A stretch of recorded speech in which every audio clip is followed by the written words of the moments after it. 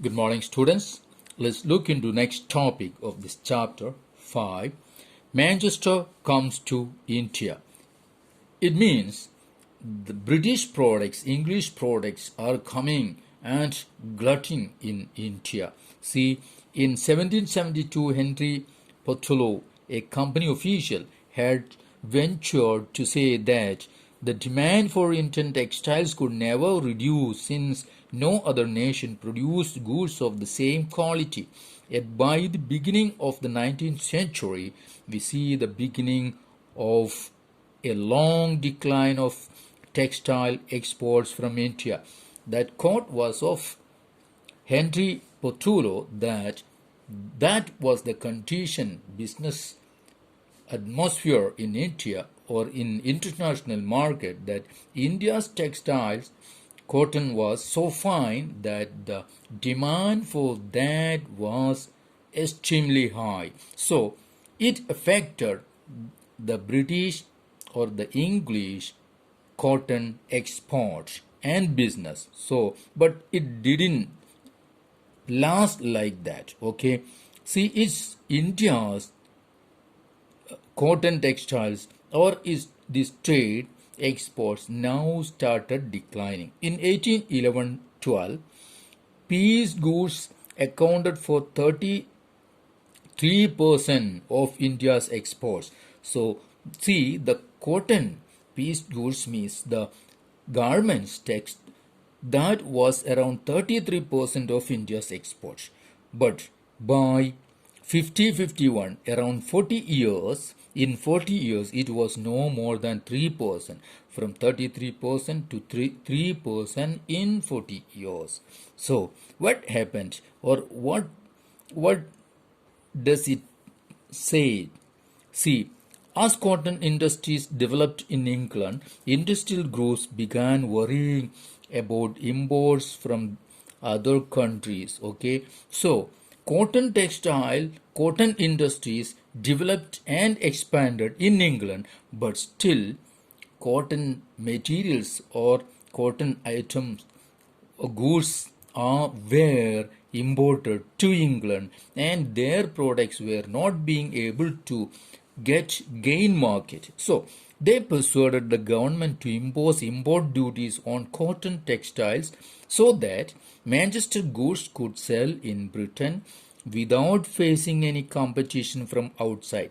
Outside goods means mainly the outside cotton that was coming to England market, that was from India only. So they persuaded government, who the textile merchants, they persuaded government to impose duty on the textile goods material coming from outside. That means from India.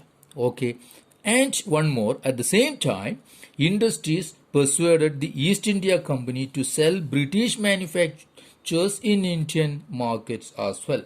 So they, in England, Indian textiles materials faced import duty, and in Indian market the company started selling only English produced or the British cotton in Indian market. Okay, so these two-way exports from British cotton goods increased dramatically in the early 19th century. So the export from Britain increased. That means these goods are coming into India. At the end of the 18th century, there had been virtually no import of cotton piece goods into India. So now there was no cotton material coming into India when, see, at the end of the 18th century. But that means there was no import at the beginning of 18th century, means cotton materials were produced in India, and Indian market or the business was completely under or Indian materials. So no outside cotton was there in India. But by 1850, that means 19th century, cotton piece goods constitute over 31% of the value of Indian imports. Now Indian imports 31% value was of what? Cotton piece good. That means cotton from outside other countries was coming into India. Okay, and by the 1870s, this figure was over 50%. Now, over 50% import expenditure was on cotton. Now, cotton weavers in India thus faced two problems at the same time. What? Their export market collapsed. Now they already their export market collapsed because of the import duties that imposed in England, and the local market shrank. How? See, being glutted with Manchester imports. Manchester imports means the materials coming from England. Now, cotton weavers in India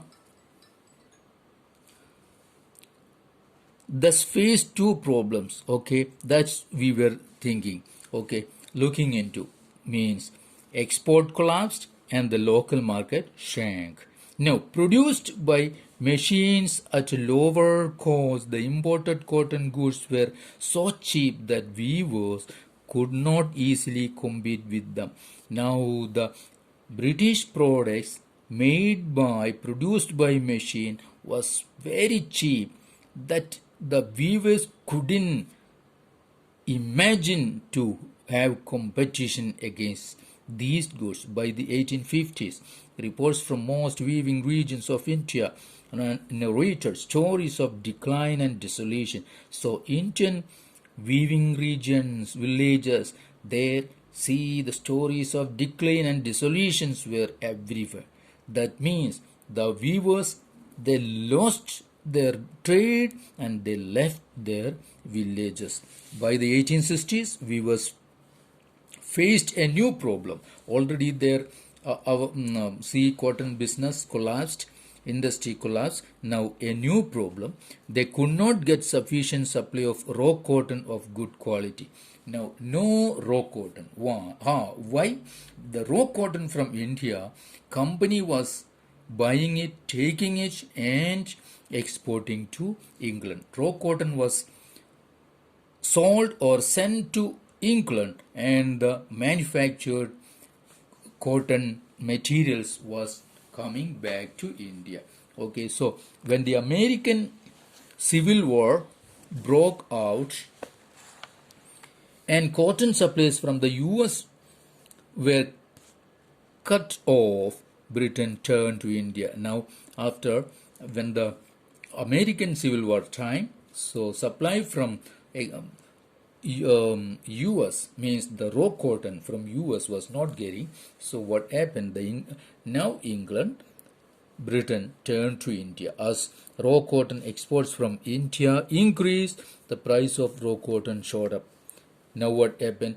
So because raw cotton was now going again, too much demand was there in England, so raw cotton price shot up. So weavers in India were starved of supplies. Now Indian weavers not able to get raw cotton because of high price and high demand.